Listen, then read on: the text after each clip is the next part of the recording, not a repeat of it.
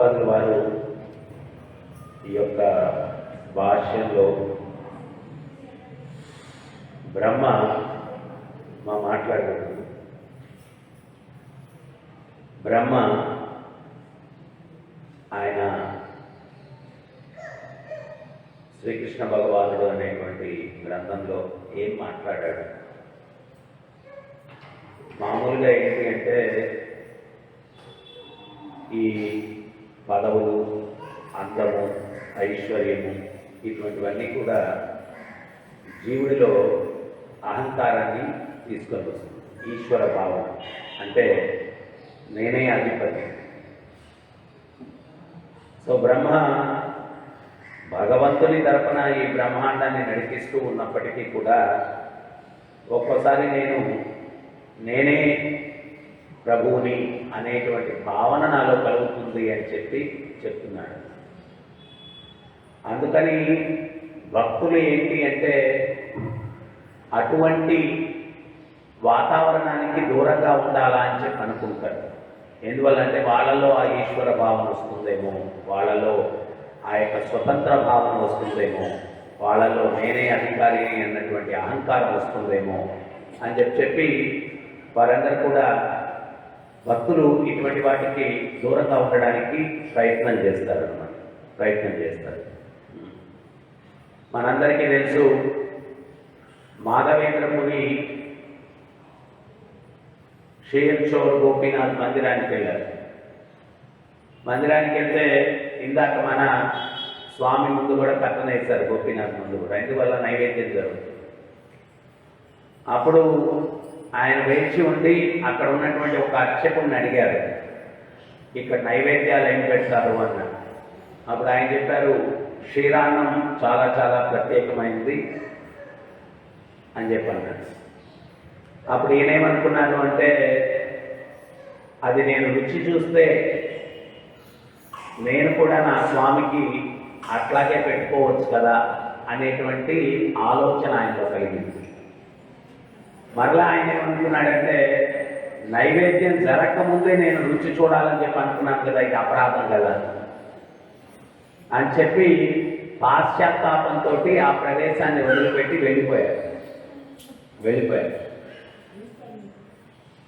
అక్కడ దగ్గరలో ఉన్నటువంటి సత్రంలో ఎక్కడో పడుకున్నాడు. ఆ రోజు అర్చకుని యొక్క స్వప్నంలోకి గోపీనాథ్ వచ్చాడన్నమాట. వచ్చి లే అన్నాడు. ఏమి అంటే మాధవేంద్రపురి క్షీరాన్నం రుచి చేయాలనుకున్నాడు. నువ్వు నైవేద్యం పెట్టినప్పుడు ఒక 2 కుండల్లో నేను ఆ ప్రసాదాన్ని నా దోవతి వెనకాల దాచిపెట్టాను, అవి తీసుకెళ్ళి ఆయనకేమని చెప్పాడు.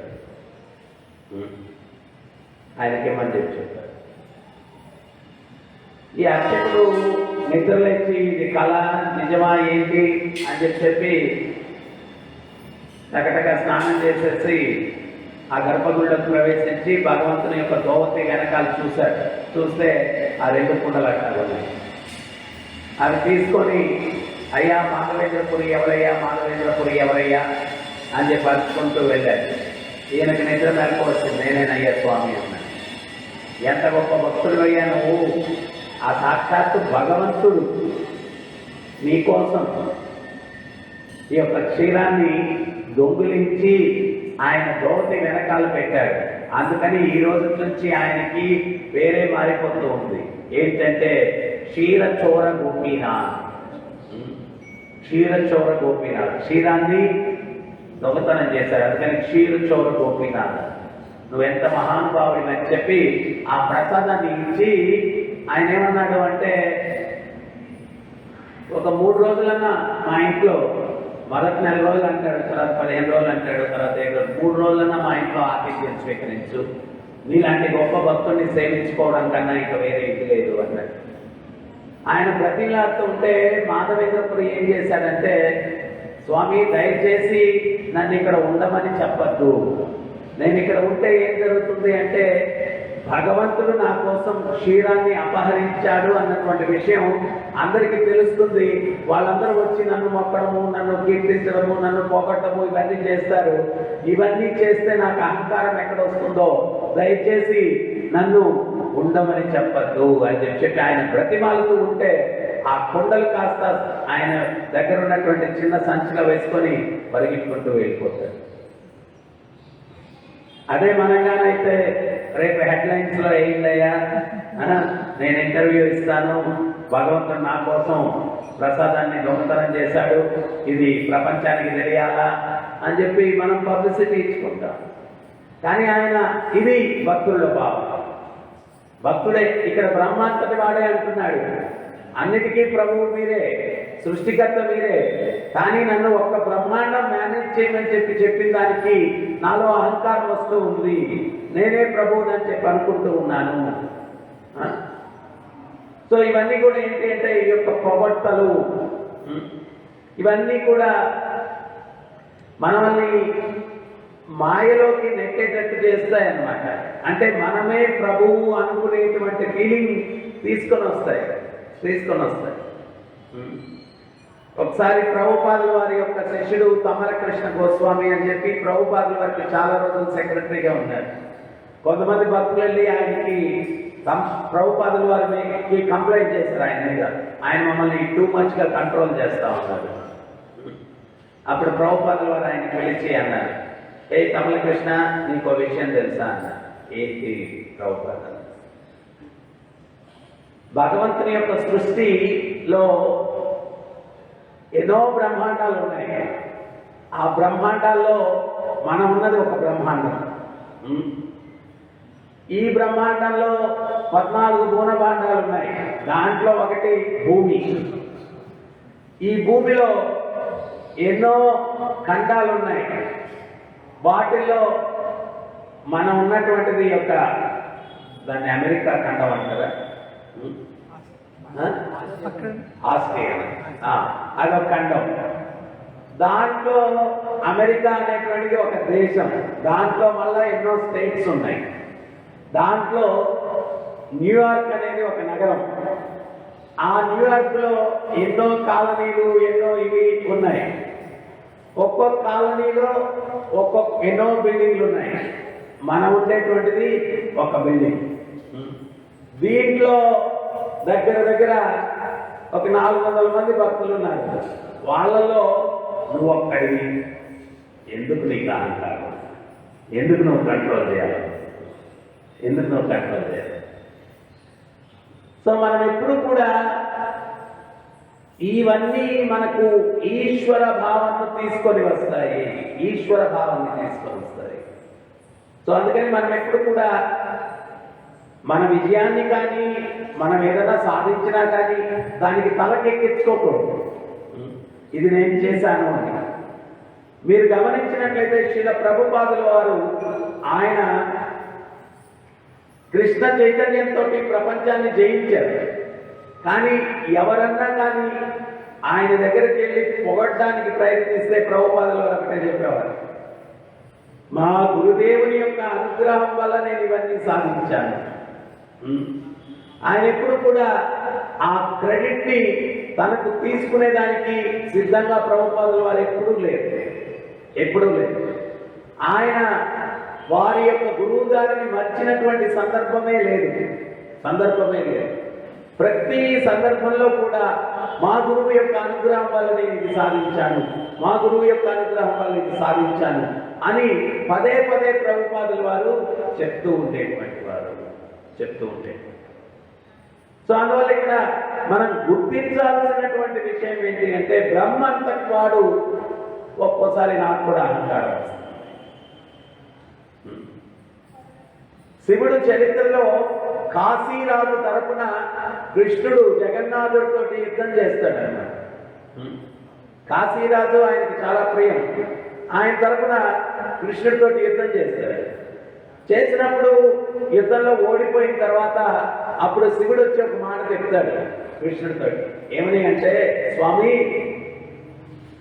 మీతో యుద్ధం చేసే స్థితికి నేను వచ్చాను అంటే కారణం ఏంటి అంటే మీకు దూరంగా ఉండడం వల్ల నాలో నేనే దేవదేవుణ్ణి అన్నటువంటి ఫీలింగ్ నాలో కలుగుతుంది. అందువల్ల అహంకారం వస్తుంది. దానివల్ల ఇప్పుడు యుద్ధం చేశాను నేను. అందువల్ల మీకు దగ్గరగా ఉండే అనుగ్రహాన్ని నాకు ఇవ్వండి అన్నాడు. దగ్గరగా ఉండే అనుకున్నాను నాకు ఇబ్బంది. అప్పుడు భగవంతుడు చెప్పాడు, నేను పూరిలో జగన్నాథుడిగా వెలుస్తాను, నువ్వు భువనేశ్వరులో లింగరాజుగా వెలిసి నాకు దగ్గరగా ఉండు, అప్పుడు ఇటువంటి పరిస్థితి రాకుండా ఉంటుంది అని చెప్తాడు. సో అందుకని మనం ఏంటి అంటే ఆ భగవంతునికి దగ్గరగా ఉండడానికి మనం ప్రయత్నించాలా. మరి దగ్గరగా ఉండడం అంటే ఏంటి? దగ్గరగా ఉండడం అంటే ఏంటి అంటే ఆ భగవంతుని గురించి ప్రతి నిత్యం కూడా మనం శ్రవణం చేస్తూ ఉండాలి. శ్రవణం చేసినప్పుడు మనస్సు అన్నటువంటిది దగ్గరగా ఉంటుంది భగవంతుని. మనం విగ్రహాలకు చాలా దగ్గరగా వెళ్ళి ఉండొచ్చు, కానీ మనసు ఎక్కడో ఉందనుకోండి, అప్పుడు విగ్రహాలకు దూరంగా ఉన్నట్టే. కానీ దూరంగా ఉన్నా కానీ మనసు కృష్ణుని మీద ఆలోచించింది అనుకోండి, అప్పుడు చాలా దగ్గరగా ఉన్నట్టు, చాలా దగ్గరగా ఉన్నట్టు. ఒకసారి గురువుగారు శిష్యులు గోదావరిలో స్నానానికి వస్తారు. ఇంకొక ఫ్యామిలీ కూడా అక్కడికి వచ్చుంటే ఆ ఫ్యామిలీ వాళ్ళు మొదట మెల్లిగా మాట్లాడుకుంటూ ఉంటారు. ఉన్నట్టుండి ఆ యజమాని పెద్దగా అరుస్తాడు అన్నమాట. అరిస్తే అప్పుడు ఆ గురువుగారి శిష్యుని అడుగుతారు, శిష్య ఎందుకు ముందు మెల్లిగా మాట్లాడుకుంటున్నాడు కదా, ఇప్పుడు ఆయన పెద్దగా అరుస్తున్నాడు, కారణం ఏంటి అని. అప్పుడు ఒక శిష్యుడు అంటాడు, వాళ్ళకేమన్నా చెవుడేమో గురువుగారు అంటారు. అదే చెవుడు ఎట్లా అవుతాయి, మొదట మెల్లి మాట్లాడుతున్నారు కదా, ఇప్పుడు ఎందుకు పెద్దగా మాట్లాడుతున్నారు, ఏమో అర్థం కావట్లేదు గురువుగారు అంటారు. అప్పుడు గురువుగారు చెప్తారు, ప్రేమ అన్నది ఉంటే హృదయాలు దగ్గరగా ఉంటాయి. క్రోధం అనేది వచ్చిందనుకోండి, అప్పుడు హృదయాలు దూరం అవుతాయి. మనుషులు దగ్గరగా ఉన్నా కానీ ఆ క్రోధం అనేది వస్తే హృదయాలు దూరం అవడం వల్ల పెద్దగా మాట్లాడుకుంటారు. అదే ప్రేమ అనేది ఉంటే చాలా చిన్నగా మాట్లాడుకుంటారు, చాలా స్వీట్గా మాట్లాడుకుంటారు. ఇంకా ప్రేమ ఎక్కువైతే అసలు మాట కూడా అవసరం లేదు, సైకిల్ చేసుకుంటే పనులు అయిపోతూ ఉంటాయి. సైకిల్ చేసుకుంటే పనులు అయిపోతూ ఉంటాయి. దానివల్ల ఆ ప్రేమ అన్నటువంటిది ఇంపార్టెంట్. ఆ ప్రేమ అనేది మనలో కలగాల అంటే ఆ నిత్యం భాగవత సేవయ, భగవంతుని గురించి నిత్యం వినాల. ఆ వినడానికి ఎంత ప్రాముఖ్యతనివ్వాలా అంటే అది జీవితంలో నవవిధ భక్తిలో మొట్టమొదటిది ఏంటి? శ్రవణం. ఆ శ్రవణం అనేది లేకపోతే శ్రవణానికి అంత ప్రాముఖ్యత. అంటే ఆ శ్రవణానికి ప్రాముఖ్యత గురించి చరిత్రలో ఒక మంచి దృష్టాంతం ఉంది. ఒకసారి రాఘవేంద్ర స్వామి ఆయన ప్రచారానికి వెళ్తాడు. ఒక ఇంటిలో ప్రచారం ఏర్పాటు చేస్తారు, గృహస్థులు. ఉపన్యాసం జరుగుతూ ఉంటుంది. ఆ వచ్చిన భక్తులందరికీ కూడా భోజనాలు అన్నీ ఏర్పాటు చేస్తుంటారు ఆ గృహస్థులు. అయితే వాళ్ళకి కుమారుడు ఉంటాడు. ఇంతకు ముందు రోజుల్లో ఏంటి అంటే పెద్ద పాత్రల్లో కట్టెలు పెట్టి వండి ఆ గంజి వార్చేవాళ్ళు. వాళ్ళు ఒక గంజి వార్చడానికి పెద్ద గుంట తవ్వేవారు. ఆ పిల్లవాడు ఆడుకుంటూ ఆ వేడి గంజి ఉన్నటువంటి గుంటలో పోయి పడిపోతాడు, అది చనిపోతాడు. ఈ తల్లిదండ్రులకి ఈ విషయం తెలుస్తుంది. వీళ్ళు ఏం చేస్తారంటే ఆ పిల్లవాడిని తీసుకొని వెళ్ళి ఆ శవాన్ని ఒక గడ్డి మోపుంటుంది దాని కింద దాచిపెట్టేసి స్నానం చేసి మళ్ళా వచ్చేసి సామాన్యంగా పనులన్నీ చూసుకుంటూ ఉంటారు. అంటే ఇంతమంది భక్తులు భగవత్ తత్వం గురించి గురువుగారి దగ్గర నుంచి వింటున్నారు. ఆయన ఎన్నో సంవత్సరాల తర్వాత వచ్చాడు. ఇప్పుడు నేను పిల్లోడు పోయాడని ఏడిస్తే ఈ యొక్క ప్రవచనం అంతా డిస్టర్బ్ అయిపోతుంది. అంతమంది వ్యక్తులు భగవంతుని గురించి వినేటువంటి అవకాశాన్ని కోల్పోతారు అని చెప్పి కుమారుడు మరణించినా కానీ దాన్ని కూడా దిగమింగుకొని ఆ ప్రచారం అన్నటువంటిది ఆటంకం కాకూడదు అని చెప్పి వాళ్ళు అంత నిగ్రహ శక్తితోటి దుఃఖాన్ని ఆపుకొని ఉన్నారు. అంటే ప్రవచనం అనేదానికి అంత ప్రాముఖ్యత ఇచ్చారు, ప్రచారం అనేదానికి అంత ప్రాముఖ్యత ఇచ్చారు. ప్రభుపాదుల వారు కూడా ఏకాదశి రోజు మొదట్లో నిర్జల చేయమన్నారు ప్రభుపాదుల వారు.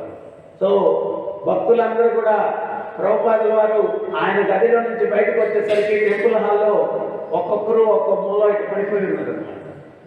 ఆయన ప్రభుపాదుల వారు చూశారు, ఈరోజు పుస్తక వితరణకు వెళ్ళలేదా, ప్రచారానికి వెళ్ళలేదా అన్నాడు.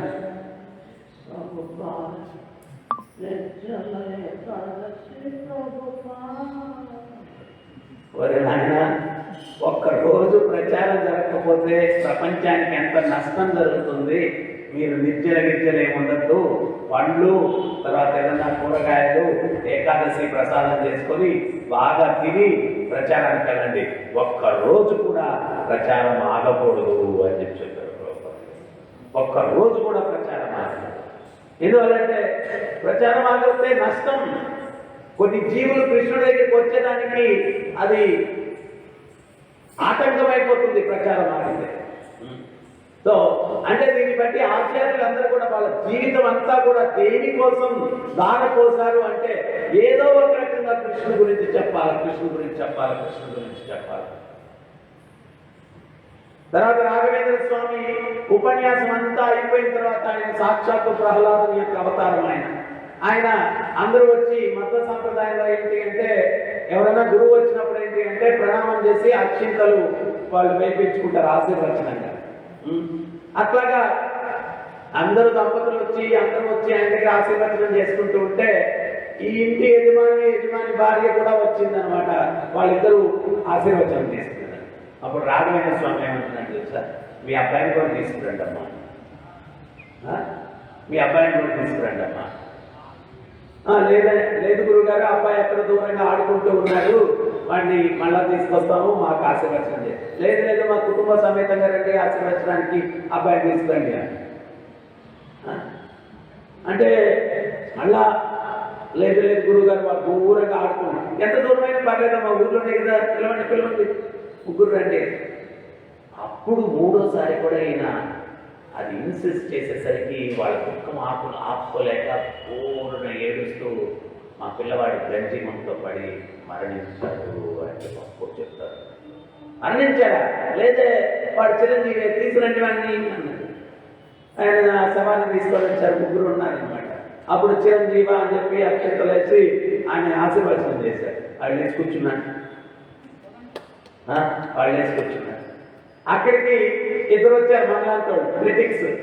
వాళ్ళు ఏంటి అంటే వాళ్ళు ఈ గురువు గారు ఈ భక్తులు పెద్ద డ్రామా ఆడేశారు, చచ్చినోడు ఎక్కడ భక్తుడు, వీళ్ళు ఆయన ఏదో మహిమలు ఉన్నాయన్నట్టు ప్రచారం చేసుకునేదానికి పెద్ద డ్రామా ఆడేశారు, ఈయన కథ మనం తేల్చేద్దాం ఈ గురువుగారి కథ అని చెప్పి ఈ ఇద్దరు దుర్మార్గులు ఏం చేశారంటే ఈయన ఉపన్యాసం అంతా అయిపోయిన తర్వాత ప్రసాదాలు అన్ని స్వీకరించి వేరే ఊరికి వెళ్తా ఉంటే పల్లకీలో తీసుకొని వెళ్తున్నారు. రాఘవేంద్ర స్వామి పల్లకీలో తీసుకెళ్తూ ఉంటే దానిలో ఏం చేశారంటే వీళ్ళ ఇద్దరిలో ఒక కొడుకుని ఆ రోడ్డు మీద పండుకోబెట్టేసి ఆ రహదారిలో వాడి మీద ఒక తెల్ల బట్ట ఒకటి కప్పేసి మా కొడుకు చనిపోయాడు అని ఏడుస్తుంటే రాఘవేంద్ర స్వామి దగ్గరికి వచ్చేసింది పల్లకి. వచ్చేసరికి గురుగారు మా పిల్లోడు చనిపోయాడు. రాఘవేంద్ర స్వామికి అర్థమైపోయింది ఈయన్ని ప్రశ్నించడానికి వీళ్ళని పరీక్షించడానికి ఏదో నాటకం చేస్తున్నారు. అప్పుడు రాఘవేంద్ర స్వామి ఏమన్నాడంటే పోయినోడు ఎక్కడ వస్తాడరా అని, పోయినోడు ఎక్కడ వస్తాడరా అన్నాడు. అంటే అప్పుడు చూసామా మోసగాడైనా పోయినోడు ఎక్కడ వస్తాడు, ఎక్కడ పోయాడు, బట్ట తీయండిరా లేదురా నాయన అన్నాడు. అడకలాస్తున్నాడు పోయాడు.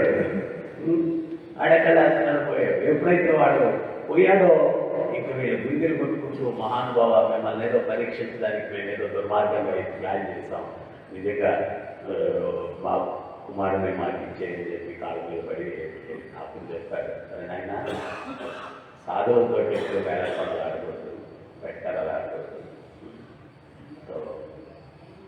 వాళ్ళు కుమారుడు పోయినా కానీ నిజానికి ఆ పిల్లవాడి కాలం అయిపోయింది.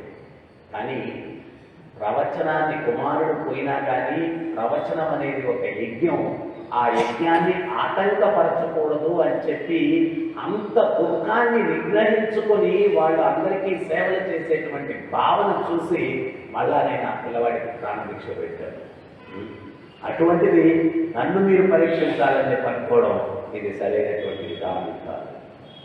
అప్పుడు అయ్యా మహానుభావ క్షమించు అంటే అప్పుడు ఏదైనా బాబు లేదా అప్పుడు ఆ పిల్లలు తెచ్చుకోవచ్చు.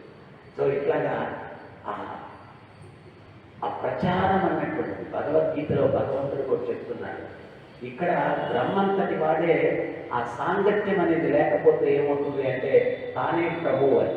మనం ఏంటి అంటే నిత్యం భాగవత సేవయం, నిత్యం మనం ప్రభుపాదుల వారి సిస్టమ్ ఎందుకు పెట్టారు అంటే భాగవతాన్ని మనం నిత్యం శ్రవణం చేయకపోతే అసలు మనం ఎందుకు ఈ మార్గంలోకి వచ్చాము అనేటువంటిది కూడా మర్చిపోయేదానికి అవకాశం ఉంది. మాయా అపరత జ్ఞాన, మాయ ఎంత శక్తివంతమైందంటే ఈ జ్ఞానం ఏదైతే తెలుసుకున్నామో దాన్ని అపహరించేస్తుంది. సో నిత్యం భాగవతాన్ని మనం సేవించడం ద్వారా నువ్వు ఆత్మస్వరూపుడివి, నువ్వు భగవంతుని సేవించడానికి వచ్చావు, ఈ దుఃఖాల నుంచి బయటపడడానికి వచ్చావు, దీన్ని వదిలేయాలా పాదాలు గట్టిగా పట్టుకోవాలి స్వామిది. ఇవన్నీ కూడా మనకు గుర్తు చేస్తుంది, ప్రవచనం గుర్తు చేస్తుంది. మన యొక్క జీవితం యొక్క గమ్యం ఏంటి, గోల్ ఏంటి తెలియపరుస్తుంది. అది లేదనుకోండి మనం ఇక్కడ ఉండి కూడా మనకేంటి అంటే ప్రాపంచికమైన విషయాలు, దాని మీదే ఆసక్తి, అసలు దేనికి వచ్చామనేది మర్చిపోతాం. ఇవన్నీ అనర్థాలు జరిగేదానికి అవకాశం ఉంది నిత్యం శ్రవణం అనేది లేకపోతే. మనం భక్తి చేస్తూ ఉన్నాం కానీ దాంట్లో పూర్ణత్వం లేదు, క్వాలిటీ లేదు. ఆ క్వాలిటీ ఉన్నప్పుడు భగవంతుడు ఖచ్చితంగా మనల్ని అనుగ్రహిస్తాడు. ఆ యొక్క క్వాలిటీని పెంపొందించుకోవాలి. ఎంత విన్నా ఎంత చేసినా ఏంటి అంటే ఏదో పెద్దవాడు చెప్తారు చూడండి, ఏమంటారంటే ఆడు దున్నపోతు మీద వర్షం కురిసినట్టే ఏం పట్టించుకోడు అంటే మనలో చలనము చైతన్యము జాగృతం కావట్లేదు. ఆ కృష్ణ చైతన్యం అన్నటువంటిది జాగృతం కావట్లేదు. దానికి ఏంటి అంటే పదే పదే పదే పదే పదే పదే గుర్తు చేయాలి.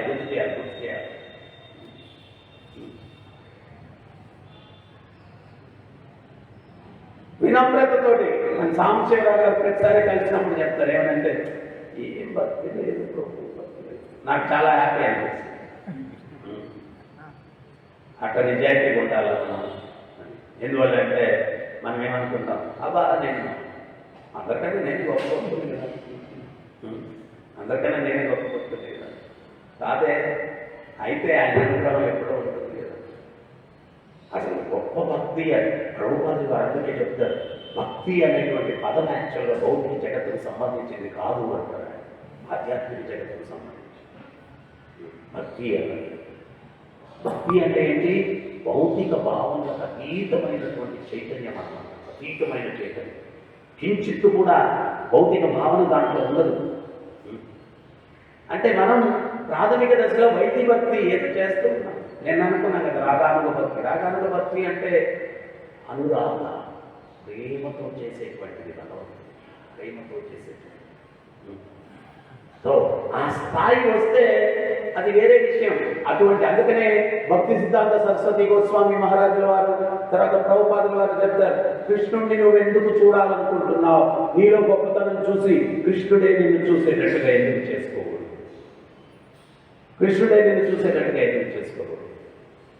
మహాత్ములు ఎవరైతే చరిత్రలో ఉన్నారో భక్తులు, వాళ్ళందరి దగ్గరికి కృష్ణుడు వచ్చారు, వాళ్ళు కృష్ణుడి దగ్గరికి వెళ్ళలేదు, వాళ్ళ దగ్గరికి కృష్ణుడు వచ్చారు. ఎందువల్ల అంటే వాళ్ళ యొక్క పవిత్రత.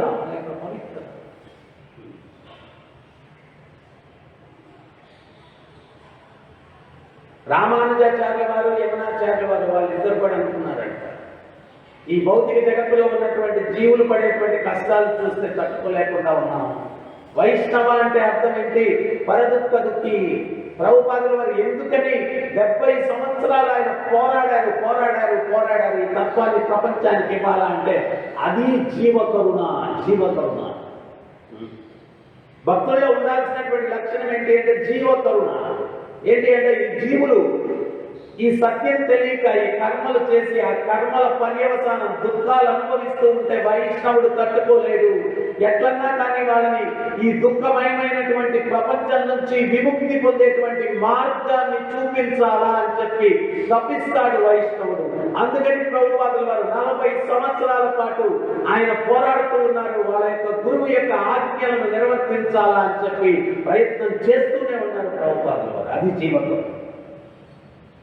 ఆయన ఏదో అందరిలాగా అమెరికాకి వెళ్ళినారు, డబ్బులు సంపాదించుకోవాలనుకోలేదు. ఇవ్వడానికి వచ్చారు. అందుకనే ప్రభుపాదుల వారు చెప్తారు, అందరూ ఇక్కడికి ఏదో డబ్బులు చేసుకునే దానికి వచ్చారు, తీసుకెళ్ళడానికి వచ్చారు, కానీ నేను మాత్రం ఇవ్వడానికి వచ్చాను. నేను ఇవ్వాలనుకున్నది పరమ సత్యం, కృష్ణుని ఇవ్వాలనుకుని వచ్చాను. నేను కృష్ణుని ఇవ్వాలనుకుని వచ్చాను. ఆయనలో ఒక వైష్ణవ లక్షణం లేకపోతే అంతగా తప్పించుండేవాళ్ళు కాదు. మీరు గమనిస్తే ఆయన బయోగ్రఫీలో రాత్రులు కూర్చొని ట్రాన్స్లేషన్ చేస్తూ ఉండేవాళ్ళు భాగవతం అన్నీ కూడా.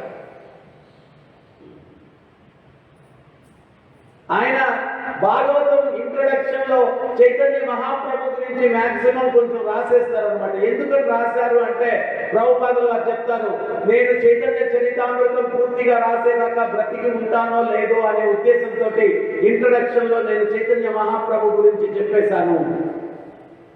అంటే నేను శరీరం వదిలిపెట్టి వెళ్లే లోపల నేను చేయాలనుకున్నదంతా కూడా భగవత్ తత్వం అంతా కూడా గ్రంథస్థం చేయాలి. ఒకసారి న్యూయార్క్ లో ఎముకలు కొరికేసే చల్లంట. ఆయన శిష్యుడు అప్పుడప్పుడు మెలకు వచ్చినప్పుడు పోయి చూస్తున్నారంట. ప్రభుపాదుల వారు కూర్చొని ట్రాన్స్లేషన్ చేస్తా ఉన్నారు. అర్ధరాత్రి అయింది, ఏం శబ్దం రావట్లేదంట. పరిగెత్తుకుంటూ వెళ్ళి చూస్తే ఆ చలికి ప్రభుపాదుల వారు ఆ టేబుల్ మీద మూర్ఛపోయినారు, పడిపోయినారు. అప్పుడు అందరూ భక్తులు పిలిచేసి అందరూ వచ్చేసి ఆయనకి చేతులు కాళ్ళు అంతా కూడా కొంచెం మసాజ్ చేస్తే మళ్ళీ తేరుకున్న తక్షణం ఏమన్నారంటే ప్రభుపాదులు, మీరందరూ ఎందుకు నిద్రపోలేదు, ఎంత సమయం అయిపోయింది, ప్రభుపాదు మీకు బాగలేదు, రెస్ట్ తీసుకో. నేను ఇంకా రెస్ట్ తీసుకుంటే ఇది నేను పోయే లోపల పూర్తి చేస్తానో లేదో తెలియదు, ఎవరైనా పోయి రెస్ట్ తీసుకుని మళ్ళీ ట్రాన్స్లేషన్ చేసి కూర్చున్నాను. ఎంత కరుణ ఉండాలి ఆయనకి జీవుల పట్ల, ఎంత కరుణ ఉండాలి ఆయన జీవుల పట్ల. ఈ తత్వం వెళ్తే కానీ వాళ్ళలో మార్పు రాదు. నేను దీన్ని పూర్తి చేయాలి. అంతవరకు లేవా భాగవతం అంటే ఉన్నాయి. అంత కలుషితమైన భాగవతం, కల్పితమైన భాగవతం, యథార్థంగా ఆ భగవత్ తత్వాన్ని ఈయన ఇవ్వడానికి భగవంతుడు ఎన్నుకున్నాడు ఆయన. సో రామానుజుల వారు, యమునాచార్యుల వారు ఇద్దరు కూడా వాళ్ళు అనుకున్నారంట, ఈ జీవులు పడే కష్టాలు చూస్తే తట్టుకోలేకుండా ఉన్నాం, ఒక పని చేయాలి, మనం వైకుంఠానికి భూమి మీద నుంచి మెట్లు కట్టేయాలి. వీళ్ళందరూ కూడా మెట్లు ఎక్కి వైకుంఠానికి వెళ్ళిపోతే అప్పుడు ఇక్కడ ఎవరు ఉండరు, వీళ్ళు కష్టాలు పడాల్సిన అవసరం లేదు అని చెప్పి మెట్లు కట్టాలనుకున్నారంట. రంగనాథ స్వామి తెలుసుకొని ఆయన అనుకున్నారంట, వీళ్ళ పని చేయగల ఉద్దండులే వీళ్ళు, ఒకవేళ మెట్లు కట్టేసి అందరినీ వైకుంఠానికి తోలేస్తే ఇంకా నాకు ఇక్కడ పని ఉంటుంది, వీళ్ళిద్దరినీ అసలు కలిసి ఉంచుకోవడం వెళ్ళి చాలా డేంజరస్ పీపుల్ వీళ్ళు అని చెప్పి యమునాచార్య వారిని పిలిచి అన్నారంట, ఏ యమున, ఇక్కడ నువ్వు చేసిన సేవలన్నీ చాలు కానీ వచ్చే వైకుంఠానికి వచ్చే అన్నాను. అప్పుడు యమునాచార్యుల వారు అనుకున్నారంట, నేను వెళ్ళిపోతే ఉన్న ఫలంగా ఈ యొక్క వైష్ణవ తత్వం ప్రచారపెట్టు జరుగుతుంది, రామానుజుడికి బాధ్యతలన్నీ అప్పగించప్పుడు నేను వెళ్ళాలా అని అప్పుడు ఆలోచించాడంట. రామానుజుడు కాంచీపురంలో ఉన్నాడు, ఎవరైనా వెళ్ళి పిలుచుకు రావాలంటే పోవడానికి 4 రోజులు, రావడానికి 4 రోజులు పడుతుంది, స్వామి నేను ఒక 8 రోజుల తర్వాత వస్తానన్నాడు అని ఒక భక్తుడిని పంపించాడు. రామానుజుల వారు పిలుచుకురామని పిలిచాడు. రామానుజుల వారు పిలుచుకురామని చెప్పి పంపించిన వ్యక్తి మనలాగా కొంచెం స్పీడ్ ఎక్కువ. ఆయన 8 రోజులు కాకుండా 9 రోజులు తీసుకున్నాడు. సో ఈయనేం చెప్పాడు, 8 రోజులు అని చెప్పాడు. సో 8 రోజుల తర్వాత ఈయన వెళ్ళిపోయాడు. అందుకని యమునాచార్యుల వారిని ఏమంటారంటే, రామానుజుల వారికి మానస గురువు అంటారు. మానస గురువు. వాళ్ళిద్దరూ ఎప్పుడు కలవలేదు, రామానుజుల వారు, యమునాచార్యుల వారు. ఆయన శరీరం వదిలిపెట్టేశారు. శరీరం వదిలిపెట్టేటప్పుడు ఏం చేశారు అంటే, ఇట్లా ముద్రతోటి చెయ్యి ఇట్లా పెట్టుకొని శరీరం వదిలిపెట్టారు. ఈ 3 వేళ్ళు ఇట్లా మడుచుకొని, ఎవరికి అర్థం కాలేదు ఈ 3 వేళ్ళు ఇట్లా ముడుచుకొని ఎందుకు ఆయన ఇట్లా శరీరం వదిలిపెట్టారు. రామానుజుల వారు వచ్చారు. వచ్చి గురువు గారు పార్థివ దేహాన్ని దర్శనం చేసుకున్నారు, నమస్కరించుకున్నారు. అప్పుడు ఈ 3 వేలు ఎట్టున్నాయి. అప్పుడు ఆయన చెప్పారు, నేను శ్రీ భాష్యాన్ని రచిస్తాను అన్నారు. ఒక వేలు తెచ్చుకుని పరాశర భట్టాన్ని భవిష్యత్తుకి ఆచార్యుడిని చేస్తాను అన్నాడు. ఇంకో వేలు తెచ్చుకుని తర్వాత ఈ యొక్క శ్రీ వైష్ణవ తత్వాన్ని ప్రచారం చేస్తాను అన్నాడు. ఈ మూడేళ్ళు తెచ్చుకున్నాడు. అప్పుడు అంత్యక్రియలన్నీ కూడా చేశారు. చేసిన తర్వాత రామానుజుల వారికి రంగనాథుడి మీద విపరీతమైన కోపం వచ్చేసింది. వరదరాజ స్వామి ఎంత కరుణామయుడు, వరాలు ఇస్తూనే ఉంటాడు ఆయన. ఈ రంగనాథుడు ఎంత కఠినాత్ముడు, నా గురువుని నన్ను కలవనీయకుండా చేశాడు, ఎంత కఠినాత్ముడు, ఇటువంటి రంగనాథుడిని అసలు దర్శనం కూడా చేయకూడదని చెప్పి చాలా కోపంతో వెళ్ళిపోయాడు కాంచీపురానికి. గురువుగారి అంత్యక్రియలన్నీ అయిన తర్వాత ఎప్పుడైతే వెళ్ళిపోయారో ఇక్కడ రంగనాథ స్వామికి విరహంగా ఉంది. అదే అదే అదే వాడు రామానుజుడు నా దగ్గరికి రాకుండా వెళ్ళిపోయాడే, అదే అదే ఇదేంటిది, వాడిని నేను కూడా చూడాలనుకున్నాను కదా, వాడు రాకుండా వెళ్ళిపోయాడే రామానుజుడు అని చెప్పి ఎవరన్నా పెద్దోళ్ళు ఆ ఊరికి వాళ్ళ బంధువులు సన్నిహితులు ఎవరన్నా వచ్చి చూడకుండా వెళ్తే ఎంత కలప చెప్తారు. వాడు వాళ్ళ ఇంటికి వచ్చాడంటే మన ఇంటికి రాలేదు, ఏమి నేను వాడికి కనిపించలేదా, నేనేమి వాడికి ఏమన్నా శత్రువునా అది సేమ్. ఈయన రంగనాథుడు రోజంతా ఇదే మెడిటేషన్. ఒకసారి ప్రభుపాలు ఒక భక్తుడు అడుగుతాడు, భగవంతుడికి ఎన్ని బ్రహ్మాండాలు ఉన్నాయి, ఇన్ని బ్రహ్మాండాలు ఉన్నాయి, వాటన్నిటిని మేనేజ్ చేయడానికి ఒక డిపార్ట్మెంట్ దేవతలు ఉన్నారు, ఆయనకేం పని కదా, పని లేకపోతే బోరు కొట్టేస్తుంది కదా అని చెప్పండి, భగవంతుడికి బోరు కొట్టేస్తుంది కదా. అప్పుడు ప్రభుపాలు ఆయనకి చాలా పని ఉంది. ఏంటంటే భక్తులందరూ ఆయన మీద మెడిటేట్ చేస్తే ఆయన ఒక భక్తుడు కాదు, ఈ సృష్టిలో ఎంతమంది భక్తులు ఉన్నారో ఆయన మెడిటేషన్ అంతా ఆ భక్తులు. ఆయన ఖాళీగా ఉండేది ఏంటంటే ఫుల్ ఎంగేజ్మెంట్. కొత్త మెడిటేషనే కాదు, మళ్ళీ వాళ్ళని చూసుకోవడం. రఘునాథ స్వామి అరణ్య మార్గంలో పోయి కాలకృత్యాలు తీసుకుంటూ ఉంటే సనాతన గోస్వామి చెప్తాడు, ఏమయ్యా రోజు భగవంతుడి దగ్గర ఎందుకయ్యా సేవ చేయించుకుంటాను. స్వామి ఇదేంటి, నేను ఇప్పుడు సేవ చేయించుకుంటున్నాను భగవంతుడి దగ్గర. నువ్వు ఆ అరణ్య మార్గంలో పోతున్నావు స్నానానికి, నదిలో స్నానం చేయడానికి, ఒక పూలు ఒకటి నేను మిగడానికి రోజు వస్తుంది, నీకు ఆ విషయం తెలియదు. కానీ నువ్వు స్నానం చేసి మళ్ళీ తిరిగి వెళ్ళే లోపు భగవంతుడు ఏం చేస్తున్నాడంటే ఆయన వచ్చి ఆ పులి తోక పట్టుకొని నిలబడుకుంటా ఉన్నాడు. రోజు ఆయన దగ్గర సేవలు చేయించుకుంటాం. అరణ్య మార్గం కాకుండా ఇంకేదైనా సురక్షితంగా ఉండే మార్గంలో పోయి కాలకృత్యాలు తీర్చుకొని రావచ్చు కదా. సో భగవంతుడు కూడా పని ఉంది. ఏం పని అంటే తన భక్తుడు. మనమేమనుకుంటామంటే అసలు ఆయన మనల్ని పట్టించుకోవట్లేదు, పట్టించుకుంటే ఎక్కువ తలదినేస్తాం కాబట్టి కనపడకుండా పట్టించుకుంటున్నాడు ఆయన మనం. ఎన్ని సందర్భాలు నా లైఫ్లో చాలా సంఘటనలు. ఒకసారి నేను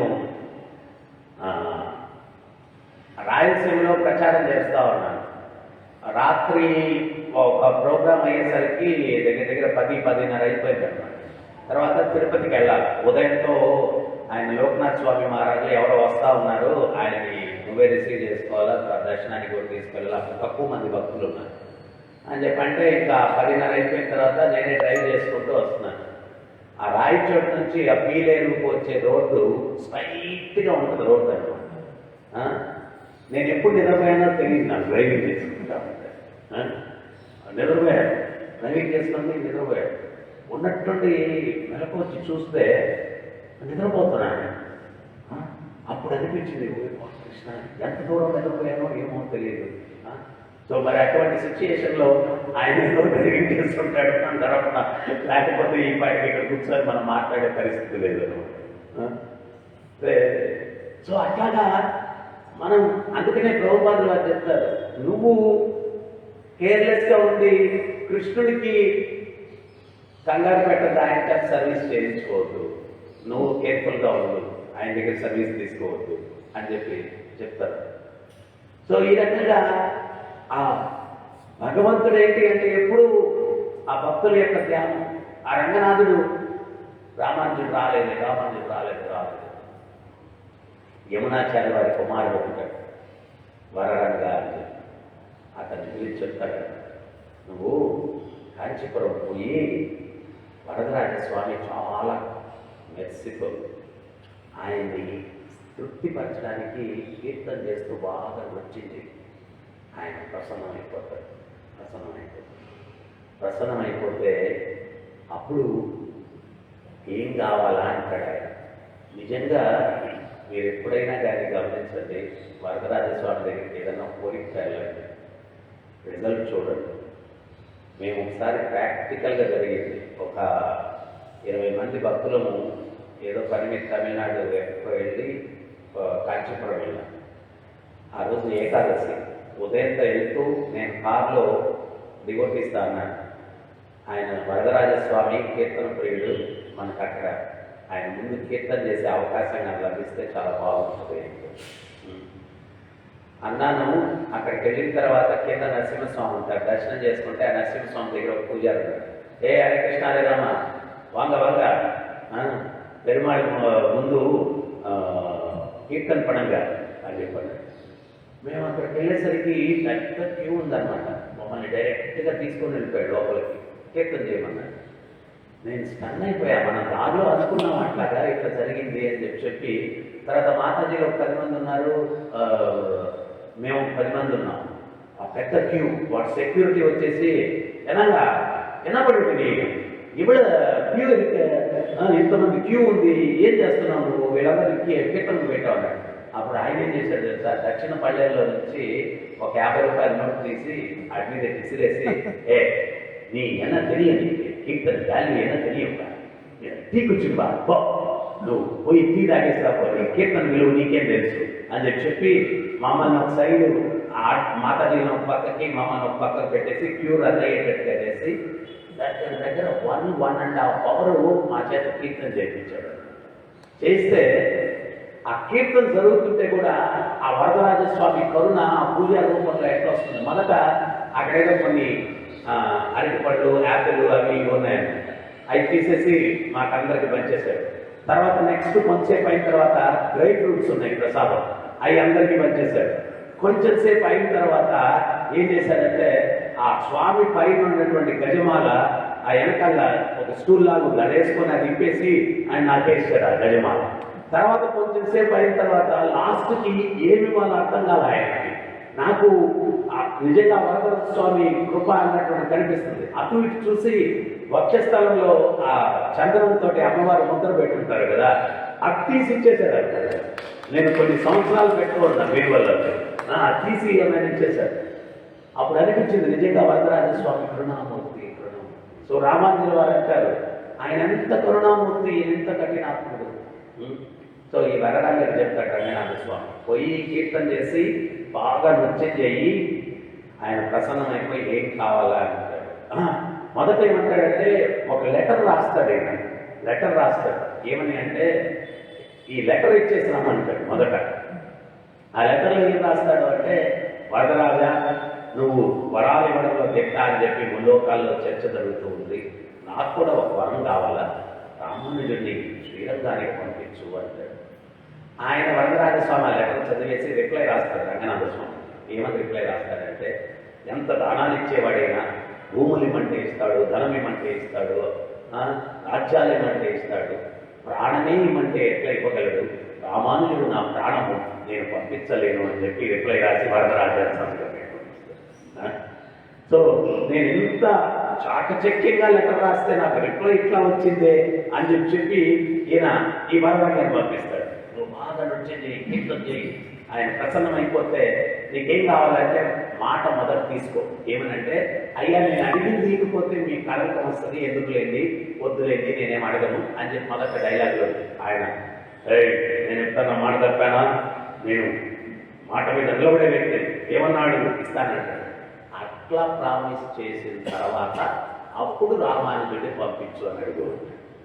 ఈ వరరంగ వెళ్ళిపోయి కీర్తన చేసి నృత్యం చేసి వరదరాజస్వామి ముందు ఆయన వరదరాజస్వామి ప్రసన్నమైపోయి ఇంకా ఈయన సేమ్ డైలాగ్, ఎందుకులే స్వామి, నేను అడిగి మీరు ఇవ్వకపోతే ఎన్ని రోజులు మంచి పేరు సంపాదించారు, ఈ కలంసం మీకు లేదు, నేను ఎప్పుడైనా మాట తప్పానంటయ్యా, ఏం కావాలో కోరుకో అని చెప్పి అమ్మవార్ల పక్కన చూశాడు.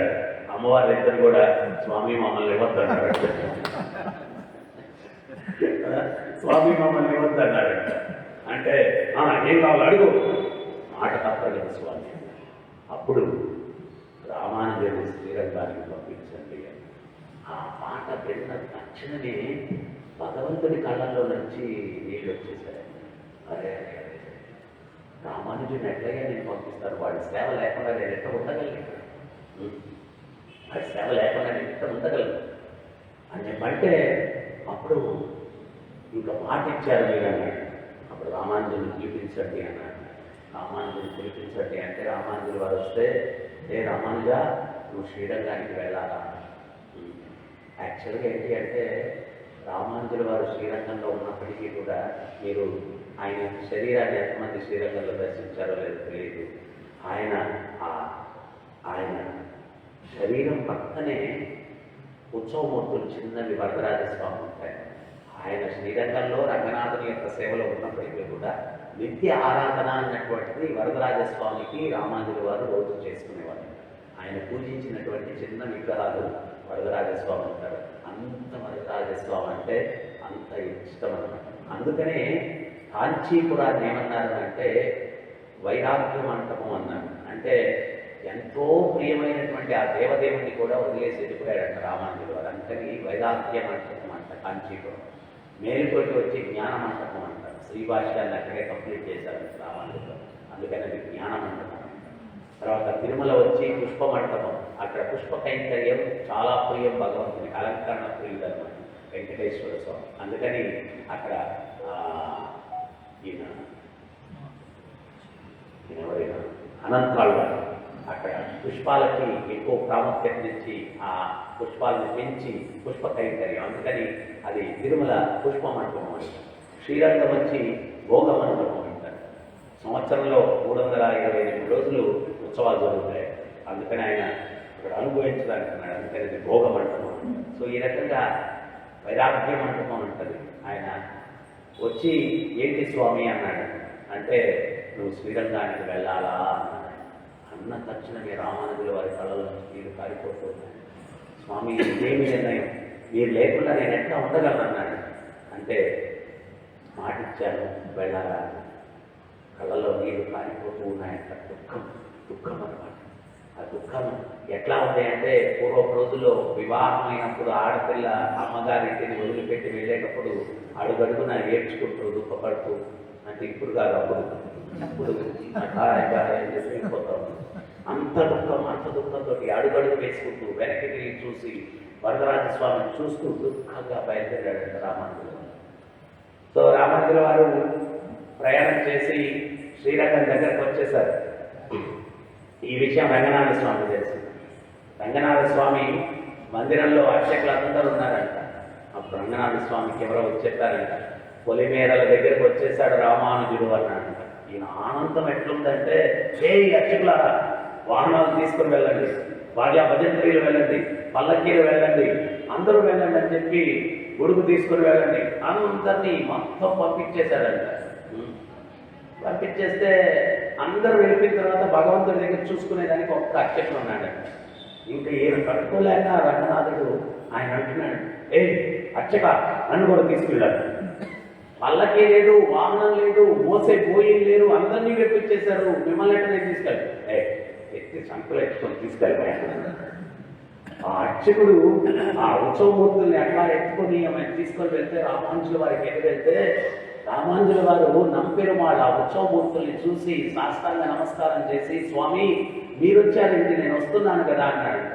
అప్పుడు రంగనాథుడు అన్నాడంట, నా కోసం నువ్వు అంత దూరం నుంచి రాగా లేని ఈ కొంత దూరం నీ కోసం నేను వస్తే ఏమైంది, రాపోదామని తీసుకెళ్ళాను.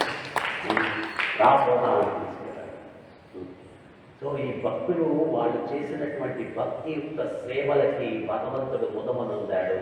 ఆయన ప్రభుపాదుల వారు కూడా 40 సంవత్సరాలు ఆయన తపస్సు చేశాడు. మా గురువు చెప్పాడు, సనాతన ధర్మాన్ని ప్రపంచం అంతా ప్రచారం చేయాలి. ఆయన అద్వైతాంగం అన్నటువంటి నవద్వీప్లో ఉన్నటువంటి అద్వైతాంగంలో పోయి ప్రభుపాదుల వారు కూర్చొని అక్కడ ఉన్న పూజారి చెప్పాడు అనమాట. ఏమని అంటే అక్కడ వచ్చి కూర్చొని జపానికి కూర్చొని జపం చేస్తూ ఉంటే కళ్ళలోంచి ప్రభుపాదుల వారి కళ్ళలోంచి నీళ్ళు అట్లా కారిపోతుండే గంటలు గంటలు గంటలు.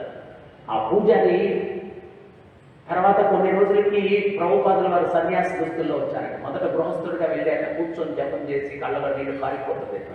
అప్పుడు ఆ పూజారి అనుకునేవాడంట, ఇతను భగవంతునికి ఏదో తీవ్రమైనటువంటి విన్నపం చేసుకుంటున్నాడు, అందువల్ల ఆ కళ్ళలోంచి నీళ్ళట కారిపోతూ ఉన్నాయి. మరి అద్వైతాంగానికే ఎందుకు అంటే చైతన్య మహాప్రభు ఆ అద్వైతాంగంలోనే ప్రచారం ప్లాన్స్ అన్ని కూడా చేసేవారంట చైతన్య మహాప్రభు. అందుకని చెప్పి ఆ ప్రదేశానికి వెళ్ళారు. వెళ్ళి ఒకసారి సన్యాస దుస్తులతో వచ్చేసారు ప్రభుపాదులు. వస్తే అప్పుడు కూడా కూర్చొని తీవ్రంగా జపం చేసుకుని కళ్ళలో నీళ్ళు కారుస్తున్నారు. మీరెవరయ్యా అని అడిగారంట అర్చకుడు. ఆ పూజారి, నేను భక్తి సిద్ధాంత సరస్వతి గోస్వామి అన్నటువంటి ఒక సింహ గురువు యొక్క శిష్య రేణువుల్లో ఒక్కటి. అయితే మా గురువు గారు 40 సంవత్సరాల క్రిందట నన్ను కోరుకున్నారు.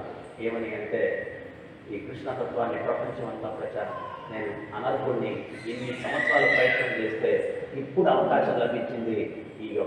నేను అమెరికాకి వెళ్తూ ఉన్నాను, మీ ఆశీస్సులు నాకు కావాలా, మా గురువు యొక్క ఆజ్ఞను శిరస వహించడంలో నేను విజయాన్ని సాధించాలని చెప్పి ప్రభుపాదులో వెళ్ళిపోయారు. తర్వాత కొన్ని సంవత్సరాలకి కొంతమంది ఫారినర్స్ వచ్చారు. ఈ ధోతి, కుర్తా, పిలకలు ఇవన్నీ పెట్టుకొని పిలకాలు పెట్టుకొని వస్తే నేను ఆశ్చర్యపోయాడంట. వీళ్ళేంటో ఆయన కొత్త వేషాలు వేసేసారు వీళ్ళు అని చెప్పి, మీరెవరు ఏంటి అంటే, బ్యాక్ టు గాడ్ హెడ్ భగవద్ దర్శనం మ్యాగజైన్ ప్రభుపాదుల ఫోటో వెనకాల ఉండేది. వాళ్ళు తీసి చూపించి, ఈయనకి ఇంగ్లీష్ రాదు ఈ పూజారికి, అది చూపించి గురు గురు అని చెప్పి ప్రభుపాదులు చూపించారు.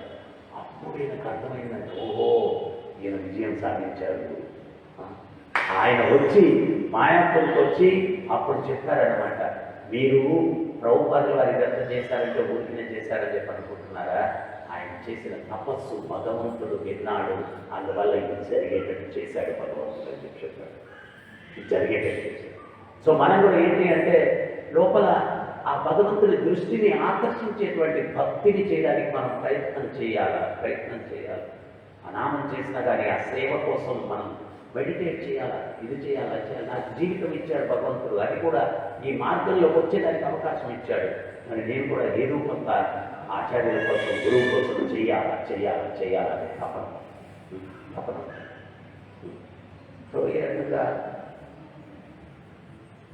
ఆ తపన ఎప్పుడైతే ఉంటుందో, ఈ శ్రవణం అన్నటువంటిది 2 విషయాలు. ఒకటేంటి అంటే, మనం ఈశ్వర భావన రాకుండా నేనే ప్రభువు, నేను సీనియర్ని, నేను అదే నేను ఇటువంటి అనర్థాలు రాకుండా ఉండడానికి మనల్ని కాపాడుతుంది. ఇక్కడ బ్రహ్మంతుడి వాడే నేనే ఒక్కోసారి అనుకుంటాను నేనే ప్రభువుని అని చెప్పాను.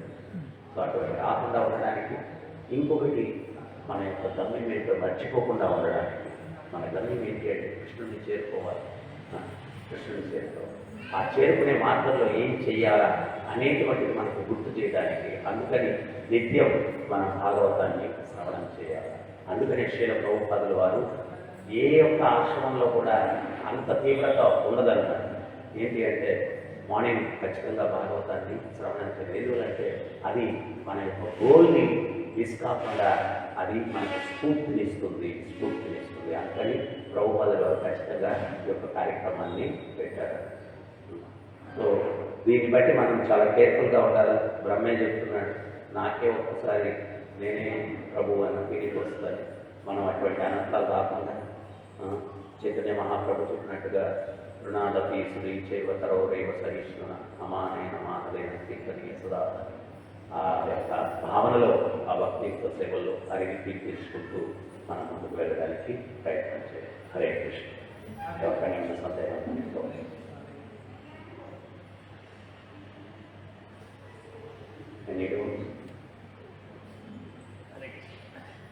బ్రహ్మ ఇలా చేశారు కదండి జ్ఞానోదయం. మళ్ళీ జ్ఞానోదయం అంటే మరి ఆయనే సర్వం తెలుసుకుని అక్కడ ఉండిపోక మళ్ళీ నేను అక్కడికి వెళ్ళిపోతాను పర్మిషన్ ఉండొచ్చు కదా. అక్కడ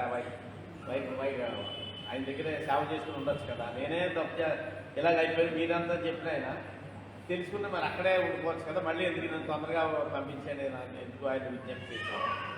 మంచి క్వశ్చన్. ప్రభుపాదుల దాని భాషలో వివరణ కూడా ఇచ్చారనమాట. ప్రభుపాదుల వారు ఏం చెప్పారు అంటే, బ్రహ్మ చిన్నపోయాడు. ఏమని అంటే, ఈ బ్రజభాషలో ఉన్నటువంటి భక్తి భావన నాలో లేదు. సో నా లోకానికి నేను వెళ్ళిపోయి భక్తి యొక్క సేవలు చేసుకోవాలి. ఏది ఆ భావన పొందడానికి.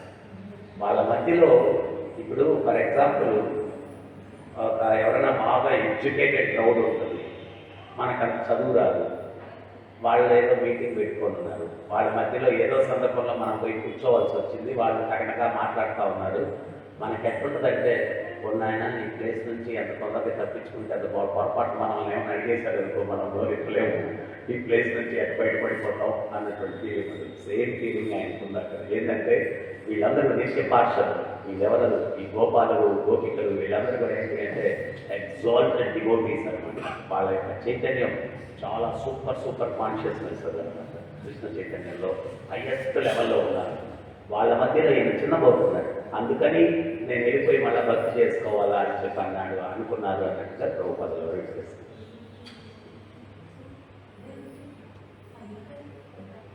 అందుకనే మనం కూడా ఏంటి అంటే స్వపాద పూజ అంటే మనం మన కాళ్ళకి మనం ధనం నేను చాలా గొప్పవాడిని, భగవంతుడు గురువు చెప్పాలా, రికగ్నైజ్ చేయాలా.